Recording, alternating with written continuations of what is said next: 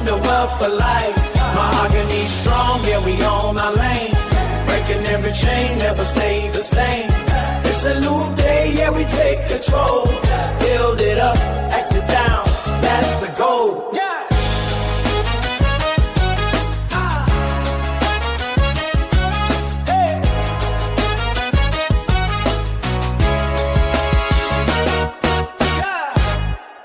Welcome, everyone. We're going to talk about today the law of closed circles and why unfinished business is stealing your energy. Of course, you know me already. I'm Dr. Tabatha Russell, and I have my amazing co-host here on today, Dr. Dan. But welcome, everyone, to another episode of the Mahogany Circle Podcast. Today, we're going to be talking about the weight people carry after realizing they're carrying it, right? It is not always the weight of what they're doing often, but it's the weight of everything that they started, they've delayed, avoided, or left unresolved. Now, there is the proposal you promised to finish, right? There's also the conversation you know you need to have, and there's the business idea you keep revisiting but refuse to either build or release it. So there's the invoice also. We're not going to talk about that you have not sent, the partnership that you have not clarified, and the decision you keep postponing because choosing feels uncomfortable. All of those unfinished matters remain open in your mind. And so today we're exploring the law of closed circles, Dr. Dan.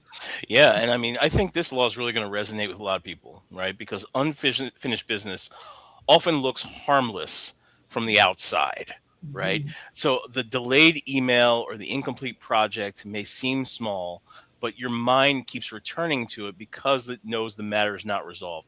You know, as I'm apt to say in our recordings a lot of the time, our brains are unbelievably powerful, but ridiculously prehistoric. And we can fool ourselves into saying, hey, I can send that email later. I can, you know, as Dr. Tabatha said, I'm not going to mention like an invoice that I still have. like we could send the invoice later. We're doing y'all a favor by not hitting you up about this. You know, having an incomplete project, our brains have cognitive bias that tells us we're a good person, we're a successful person, we're going to get to it.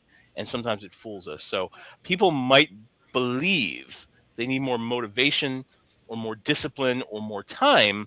But in reality, you know, just like any good relationship, you need closure because it's very difficult to move forward while part of your attention is still attached to those things you have not yet completed. Yeah, exactly. I would 110% agree with you. The law of closed circles teaches that unfinished energy becomes unfocused power. How do I know this to be true? I've been there, right? Every delayed decision, every incomplete commitment, and unresolved emotional loop leaves a small opening through which attention continues to escape. So one open circle may not feel significant, but 10 open circles create some anxiety, right? No wonder some people are a little exhausted or they feel like, they're overwhelmed because 50 open circles later, now you feel the pressure, right? Eventually, people begin describing themselves as overwhelmed when they are really experiencing, or what they're really experiencing is the accumulated pressure of incompletion. Would you agree with that? Absolutely. And the completion does not always mean achieving the original goal. Sometimes completing a circle means deciding that a project no longer belongs in your life. This is one of those really important pieces that we talk about here, because you have to end things intentionally. My goodness, I wish I could talk to myself dating in college just by saying that. You need to end things intentionally, because closure can mean finishing, delegating, renegotiating, apologizing, collecting, canceling, forgiving, documenting, or releasing. All those different things are the things that you need to do to be able to close that particular file cabinet in your mind. And the important thing is that the matter stops controlling your attention from the background, because once again, it's the way the mind works here is once we allow ourselves to do that one time, to leave one circle open in our own way, it gives your mind permission to leave another one open. and then another, and then another. And then that, Dr. Tabitha, always ends up being the 50 open circles that creates the exhaustion. Right. And a lot of people don't realize that they have that many open cycles, right? Or open circles for that matter. So this distinction is essential. So today, as we're discussing this, we're going to be able to define why unfinished business creates mental and financial drag, right? How avoidance damages trust. And we're going to talk also about the Domino pizza turnaround. I can't tell you, but I'm liking the Domino's pizza turnaround. Okay. But, and also we're going to talk about why some leaders are addicted to starting, but resistant to finishing. And also how to close emotional, operational, and financial circles, and a practical framework for reclaiming the energy currently trapped inside incomplete commitments. Because there is a level of the invisible weight of incompletion, right? And so imagine walking through your home while carrying a backpack. And every time you start something and leave it unresolved, another stone is placed inside that backpack. So you agree to review a document, but never review it. Then a stone is added, right? And so you also begin designing a new offer. You invest money in it and then stop before launching it. Another stone is added. Imagine also if you postpone a difficult employee decision for 6 months.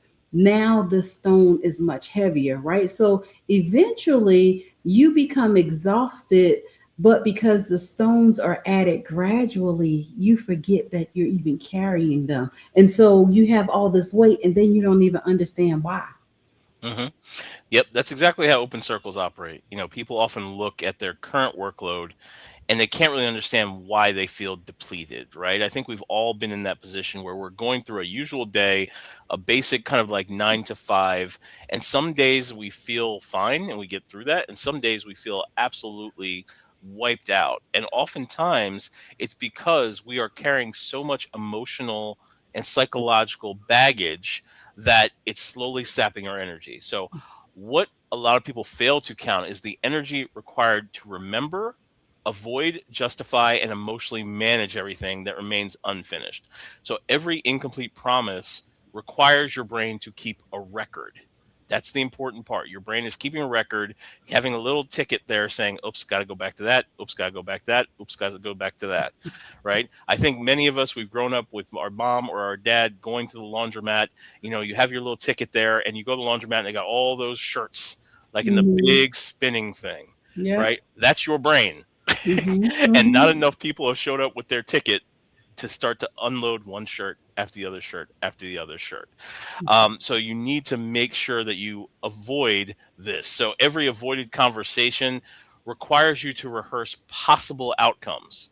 Remember, because you did not do one outcome, now 10 outcomes are possible. Right. So now you have to record those 10 outcomes. Every undecided matter continues to asking for an answer, of which there could be 10 answers, not one. So Mhm. that is why rest does not restore someone. Their body may stop working, but their mind continues holding unresolved agreements. Oh yeah, absolutely. You know how some people say that they lay down, but they don't really feel like they get a complete night's rest. That's because their Hmm. brain is constantly still processing Yep. everything from the day and all those unclosed items that they have that they're working on, right? So this is a powerful point. Physical rest can fully repair the fatigue created by emotional and operational clutter. And I will use this as an example, right? Like you can take it a vacation, but if the business is filled with unmade decisions, your mind travels with the business, right? You can turn your phone off all you want to, but the unpaid obligation, the broken relationship, or the undue or overdue, I say undue, but overdue commitment still applies in that in the eternal space, right? This is why some people return from vacations just as tired as when they left. They changed location, but they did not close the circles before they left. So they took all that with them. Yeah, I mean, how many of us have gone on a vacation, right? And then the week before the vacation, we're like, okay, I'm gonna be on vacation. Let me do tons of stuff that week. Hmm. Hmm. And then the week after the vacation, we're like, Hmm. okay, I went on vacation, so let me do tons of stuff the next week. And all of Hmm. a sudden you come back and you say that famous American phrase, I need to take a vacation from my vacation. It's because you loaded your mind with undone decisions before you went there, and Hmm. then you set yourself up to have all these decisions when you got back. So in reality, you never actually took a vacation. Because Right. remember, your mind, there's no such thing as a vacation to At the human all. brain. At all. Like that's not a thing. Hmm. All the brain recognizes is stress or non-stress. And Hmm. so even you can be by the pool drinking a pina colada, doing whatever you want to do, but your brain is still at work, That's right. like mad at you at the desk, Hmm. at the brain desk. Like you Right. went on vacation, left me all this stuff to do. That's it. That's Right. it. So sometimes the greatest source of the fatigue is not the size of the unfinished matter, it's the damage that the matter is doing to the person's self-trust. Every time you promise yourself that you will complete something and you do not, think about the tickets. You Hmm. teach yourself that your own word cannot be trusted. And Hmm. that erosion happens very quietly, very Hmm. subtly, but eventually the person sets a goal and feels no internal conviction because part of them remembers the previous goals that were announced that were never completed. This is why something as simple as quote unquote losing weight is hard, because a Hmm. lot of times you want to lose weight. You know it's the right thing to do, but over a series of years, your brain has basically said, "Yeah, you promised me this before. You Hmm. didn't do it before. You're never going to do it." And Hmm. then you're like, man, why can't I just get to the gym? Why can't I just eat salad? Like, it's the simplest thing in the world to do, but your brain does not trust you anymore. And Hmm. so this is the same thing that happens with things like our business. Your brain has stopped trusting you to fulfill the promises that it made to itself. Yeah, I agree with you. Um, so many people have lied to themselves so long to where their brain is like, I don't know if you telling the truth or not, right? like Right. like supposedly our brains is supposed to operate like that, Hmm. and until we take actions then it starts to happen more on a subconscious level. But I'm just like, man, when does it stop, right? Hmm. Completion is not only about productivity, but completion builds identity. So Yes. when you finish what you say you will finish, you strengthen the connection between intention and action, and you really begin to believe yourself again, right? That trust, that self trust becomes an economic asset because trustworthy people make decisions faster, they negotiate more clearly, and they execute with less internal conflict, Dr. Dan. Yep. And what I would say to that is also remember that the opposite is true. When people repeatedly avoid completion, they may become addicted to planning because planning gives them the emotional satisfaction of progress without actually requiring them the vulnerability of a finished result. So a finished result can actually be judged. An unfinished dream remains perfect in its imagination, right? How many of us know someone who's been like, hey man, I've been sitting on this business idea for 5, 10, 15 years, I'm going to get to it. Or even better, I think we all know that cat that was like, yeah man, I had this great business idea, and then like Mark Zuckerberg big Facebook, I was like, man, I had that idea, I would have been a billionaire. As though you would have done Facebook. Right. But but but in your mind, you have now completed the action because it now Hmm. exists. Right. So it's very easy to fool ourselves into believing that we've actually accomplished something, but no one wants to feel judged. Right. And that's why some people with their business, they just keep refining it, researching, outlining, preparing, all under the auspices of I'm a planner. I love people say I'm a planner.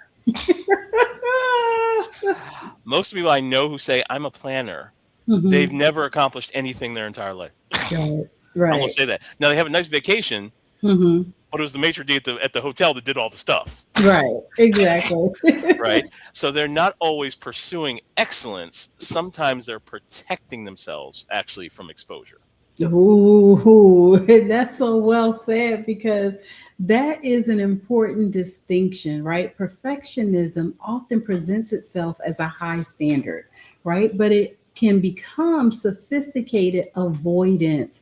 And Hmm. people don't really realize the damage that can be done before it and after it if we're not careful. So you tell yourself the website is not ready, the manuscript needs another revision, the offer requires more research, the presentation needs more slides. Meanwhile, nothing reaches the marketplace, right? You still Hmm. holding on to it and hugging it and hiding it in the closet. So the work cannot create revenue, impact, or feedback because it remains trapped inside the preparation. So the law here today of closed circles reminds us what you do not complete, you cannot multiply, right? I like Hmm. to say it's like having the open sign on, right? Your open sign is not on if you're still refining and revising, right? So Hmm. there's four types of open cycles though that I do want to mention. To make this practical, let us identify what those are. And the first is the operational cycle, right? These are unfinished tasks, incomplete systems, delayed projects, undocumented processes, and responsibilities that do not have clear ownership. And I will say we see that quite often in the marketplace or in corporate America, right? An operational cycle may be a hiring process that began but never concluded. It can also be a customer service issue that keeps moving between departments. It's not our responsibility, it's your responsibility. Hmm. Or it could also be a new product that was announced before the delivery system was built. So operational circles create confusion because people do not know whether the work is active, whether it's delayed, delegated, or abandoned, Dr. Dan. Yeah, and when this ownership is unclear, everyone else assumes someone else is handling it, which our brains like tell us like, oh, good, like so now I don't have to, Mhm. I'll do this, and so the project remains visible enough to create anxiety, but not organized enough to create project to progress, right? And Mhm. so Right. all the I personally like Dr. Tabatha, I'm not a big meetings fan because I'm much more of like an execution person. But Mhm. everyone who's a planner loves meetings, and so the meetings continue. Updates are requested, energy is spent discussing the work instead of actually completing the work. So leaders will often respond by adding more people to the conversation because they're just hoping somebody does it. Like, let me just throw a couple more people in here, please. Someone do this. But the problem is rarely the number of people involved. The problem is that no one has clear authority, has a measurable outcome, or a final deadline. Yeah, it's really that simple.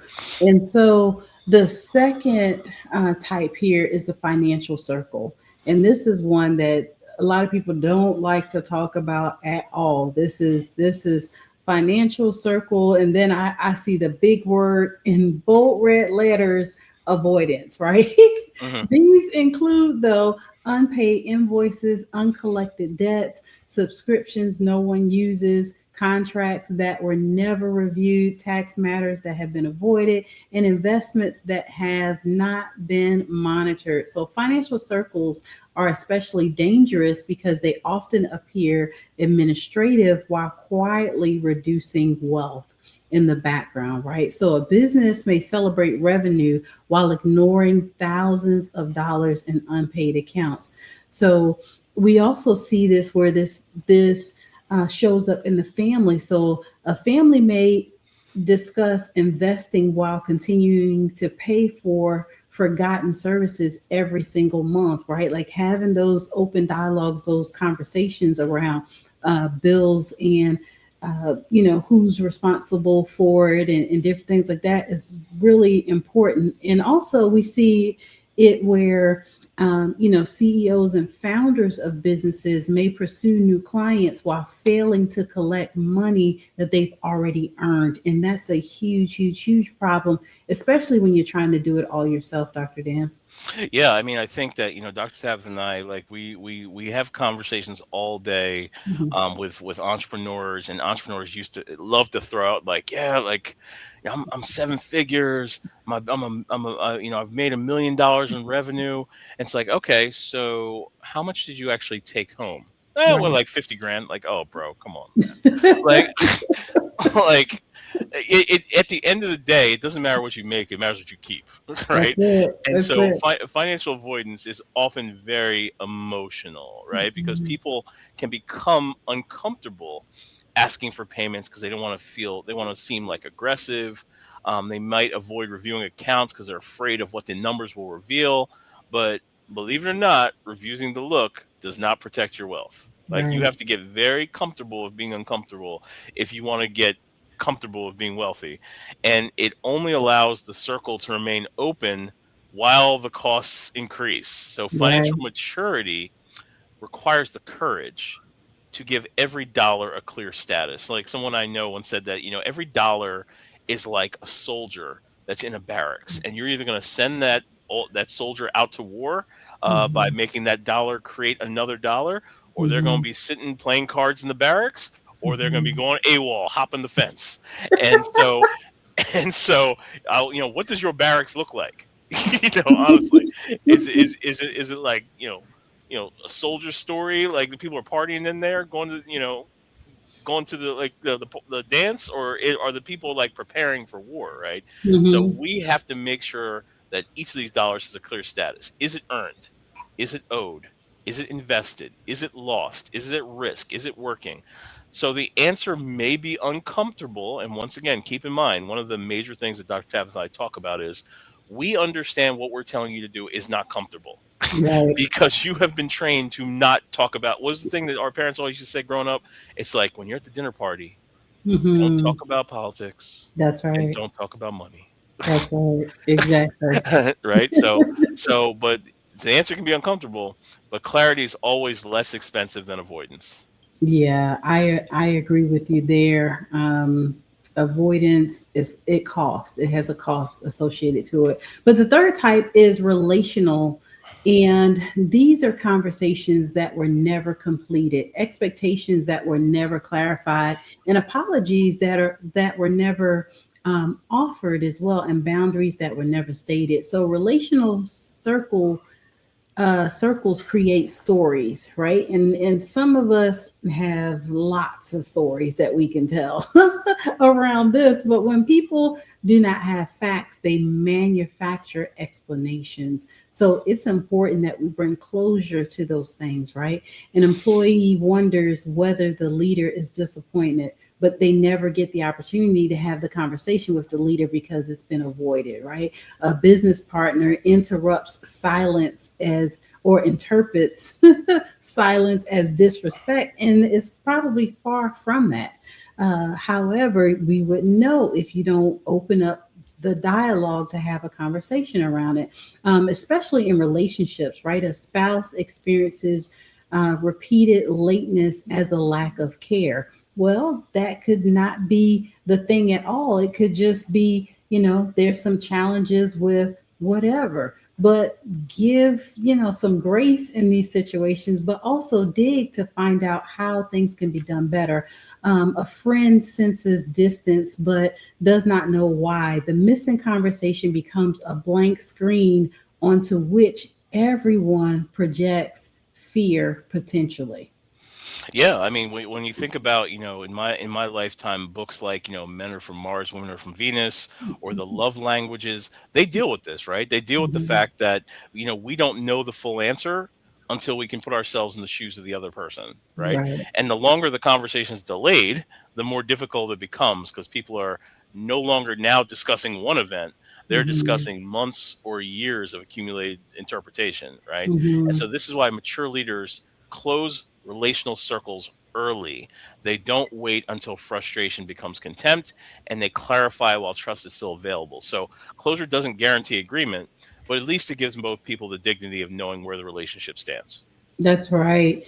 And the fourth type that we'll talk about here too is the identity circle. And this may be the most important. Identity circles are old versions of yourself that have outgrown, that you've outgrown primarily, but have not formally released it, right? You may be still trying to prove something to a parent who is no longer alive, or you may still be building your career around the definition of success that no longer belongs to you. There's other examples around. You may still try to introduce yourself through a title, accomplishment, a failure, or a relationship that ended years ago. Your life has changed, but your identity has not caught up.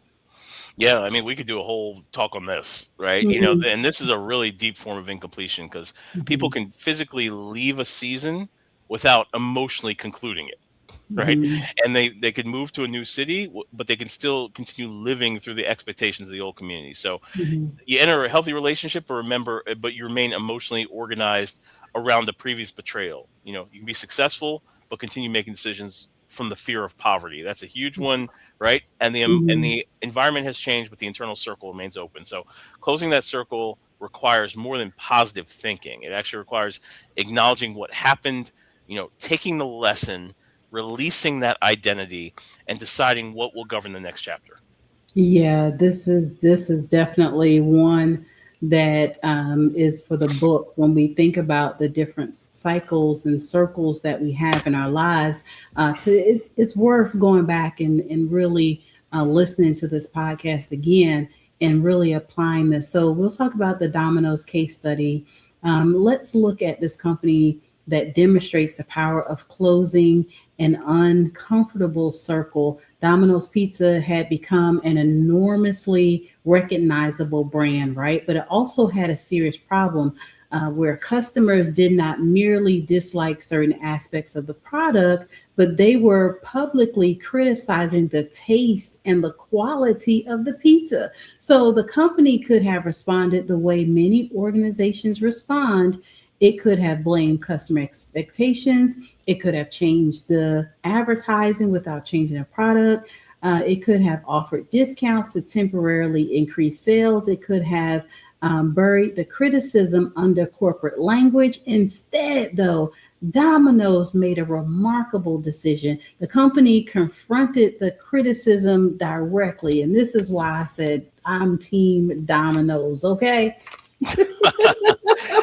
Well, yeah, and I mean, I think so much of what we're talking about here deals with the H word, and that's humility, right? The decision really required humility because the public criticism is difficult for any leader to hear. Like probably the number one skill set. I remember in business school we'd always be taught, yeah, number one skill set of any leader is integrity. I Mhm. would venture to say that the number two piece there is humility and the ability to listen effectively. So when an organization has spent years building a product, customer rejection can feel really personal, and leaders may defend the work because acknowledging the problem feels like admitting that previous decisions were wrong, all of which were yours. But refusing to acknowledge the truth keeps the circle open, right? And customers have already delivered the message, and the unfinished question was whether the company would actually receive that message. Yeah, I think that this is really good to look at from the standpoint of what Domino's did and how they made a bold move. But I think we can conclude this one real simple today on how to now then go forward with closing out these circles, right? The leader avoids the difficult conversation, but the organization pays for that avoidance every day. And others, employees, they notice that poor performance is tolerated. And customers feel the decline in standards. The strongest team members begin carrying extra responsibilities. Eventually, the leader is no longer avoiding one conversation, they're mismanaging the whole culture. But Domino's changed that all the way up and went in head first and really allowed things to be put differently. So we can definitely say that this has been game changing, and it's allowing us to be able to see it real time and experience what the difference is. So Dr. Dan, we're gonna I think go ahead and wrap this up from the standpoint of just closing before you create, right? There is one practice that can transform the way entrepreneurs work as well. So before beginning something new, close something old. Before launching another offer, review the offers already in the marketplace. And before hiring another person, clarify the roles of the existing team. Before adding another technology platform, decide whether the current platforms are being used effectively. And before opening another business entity, make sure the existing books, contracts, taxes, and other agreements are in order. Where creation feels exciting, closure creates capacity, Dr. Dan. Absolutely. And I think people need to remember that, closure is not cruelty and ending is not failure. Some things deserve to be finished with excellence. Other things deserve to be ended with honesty so that your energy is no longer divided between a dead commitment and a living future. So that circle is sacred because completion restores integrity and it reconnects your word to your actions and your intention to your results. That's right. So your challenge this week is to create a circle closure list. Identify 20 open circles around your business, finances, relationships, household, and personal life. Then label each one complete, delegate, schedule, renegotiate, collect, cancel, or resolve. Do not attempt to solve everything at once. Choose the 5 circles that are consuming the most energy and give each one a concrete next action, an owner, a deadline, and visible evidence of completion. Absolutely. So I think that, we can kind of leave everyone with this, that you don't really need to carry every beginning forever. You don't need to remain emotionally attached to every plan you once announced, and you don't need to keep financing, managing, defending, and revisiting what has already taught you its lesson, which is important, right? It's like Maya Angelou said, when someone has told you who they are, you don't need to make them do it again, right? Believe them the first time. So, finish what is worthy, and you want to correct what's broken and communicate what's true and collect what's owed and release that's what's completed. Because a lot of this unfinished energy is just unfocused power, and the closed circles create concentrated strength. So close the loop, recover your attention, honor your word, enter your next season without dragging the unfinished weight of the last one behind you. So, Dr. Tab, anything else to end us up for today? No, this is good. Thank you for joining us for another episode of the Mahogany Circle Podcast. Until next time, keep building wealth, purpose, and legacy. Yes, we got it. That's all right. Thank you so much for joining. Have a good day. All right. Take care. All right. Welcome to the Mahogany Circle, where we rise up, make it all come forward. From the ground up, yeah, we build it right, turning knowledge into wealth for life. Mahogany strong, yeah, we own our lane, breaking every chain, never stay the same.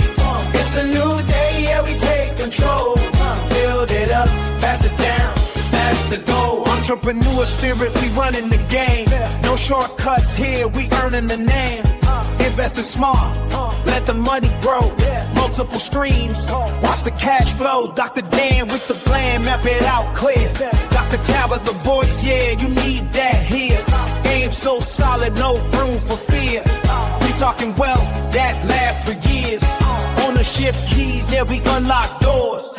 Teach you how to build, then build you more. It's bigger than now, it's deeper than fame.